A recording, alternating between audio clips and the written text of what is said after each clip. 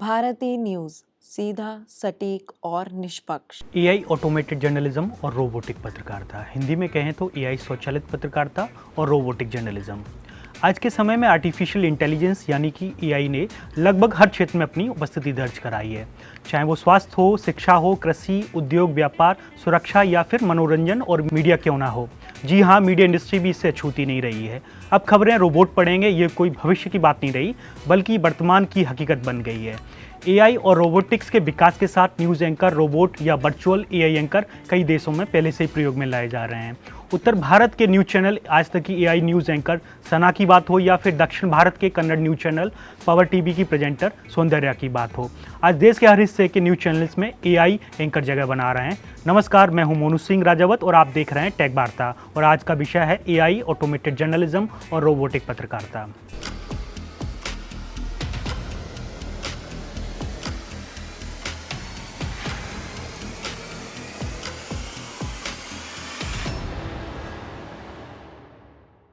आज हम जानेंगे एआई क्या है और ये पत्रकारिता में कैसे इस्तेमाल हो रहा है, ऑटोमेटेड और रोबोटिक जर्नलिज्म क्या है और इससे जुड़ी संभावनाएं और चुनौतियां क्या क्या हैं। तो चलिए शुरुआत करते हैं, एआई के बारे में जानते हैं। एआई क्या है? जाने माने कंप्यूटर साइंटिस्ट जॉन मैकार्थी, जिन्हें आर्टिफिशियल इंटेलिजेंस का पिता भी कहा जाता है, इन्होंने 1955 में एआई टर्म को प्रचलित किया। इन्होंने कहा था, artificial intelligence is the science and engineering of making intelligent machines. Hindi अनुवाद में कहें तो एआई इंटेलिजेंट मशीन बनाने की साइंस और इंजीनियरिंग है।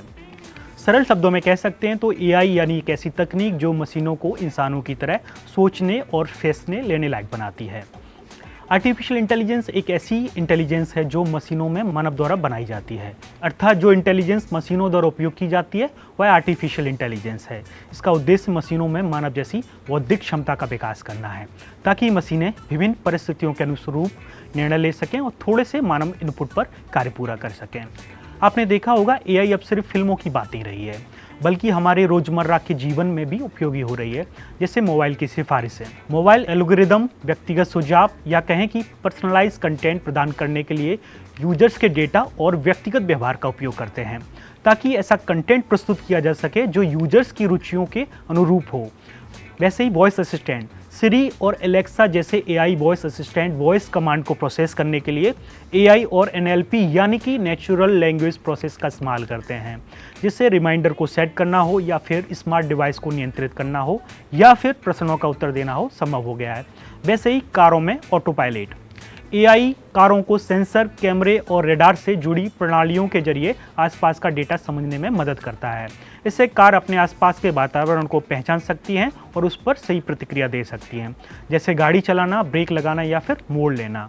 अब न्यूज़ रूम में भी एआई है।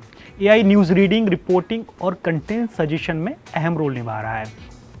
इसके साथ ही समाचार के तीनों प्रमुख क्षेत्रों जैसे संग्रह, कलेक्शन, उत्पादन, प्रोडक्शन और वितरण, डिस्ट्रीब्यूशन, तीनों में एआई सिस्टम का उपयोग व्यापक तौर पर धीरे धीरे होने लगा है। अब जानते हैं ऑटोमेटेड जर्नलिज्म क्या है। हार्वर्ड बिजनेस स्कूल में कार्यरत प्रोफेसर होसाना जुवाफ ने लगभग 40 साल पहले आने वाले डिजिटल यानी कि सूचना युग के बारे में अपने 3 नियम बताए थे। उन्होंने सही कहा था कि everything that can be automated will be automated. Hindi में कहें तो जो कुछ भी स्वचालित हो सकता है वह स्वचालित होगा।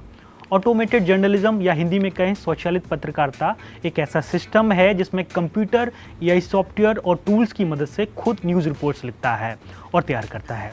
जैसे ही कोई डेटा मिलता है, एआई उसे जल्दी से प्रोसेस करता है और रिपोर्ट बना देता है।